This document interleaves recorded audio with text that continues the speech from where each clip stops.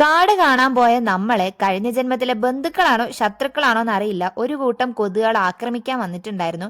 എല്ലാം കൂടി തലക്ക് മീതെ കയറി നിന്നുള്ള ചോര മുഴുവൻ ഊറ്റിക്കുടിച്ച് പോയപ്പോൾ മനസ്സിലായി എന്തായാലും ബന്ധുക്കളല്ല ശത്രുക്കളാണെന്നുള്ളത്. മരങ്ങളൊക്കെ എന്താ ഒരു ഹൈറ്റ്, അതിന്റെ മണ്ടൊക്കെ നിറച്ച് വവ്വാലായിരുന്നു. ഇടക്ക് അതിറ്റങ്ങൾ സൗണ്ടൊക്കെ ഉണ്ടാക്കി പറന്നു പോകുമ്പം ശരിക്കും ഒരു ഹൊറർ മൂവിയിൽ കാട്ടിൽ അകപ്പെട്ടു പോയ പോലത്തെ ഒരു ഫീൽ ചെയ്യുന്നു കേട്ടാ.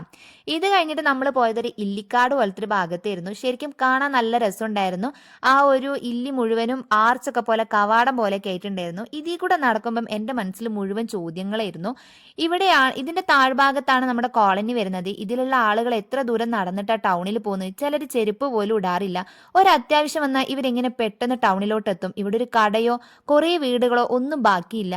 അങ്ങനെ ഒത്തിരി ഒത്തിരി ചോദ്യങ്ങൾ. പച്ചപ്പരവതാനി വിരിച്ച പോലെ താഴെ മൊത്തം വയലായിരുന്നു. നല്ല രസമുണ്ടായിരുന്നു. ഇതിന്റെ ഒരു ഫുൾ വ്ലോഗ് നമ്മളിതാ ചാനലിൽ ഇട്ടിട്ടുണ്ട്. കണ്ടിട്ടില്ലെങ്കിൽ എന്തായാലും ഒന്ന് കയറി കണ്ടോക്കുക. ഇഷ്ടപ്പെട്ടാൽ സബ്സ്ക്രൈബ് ചെയ്യുക.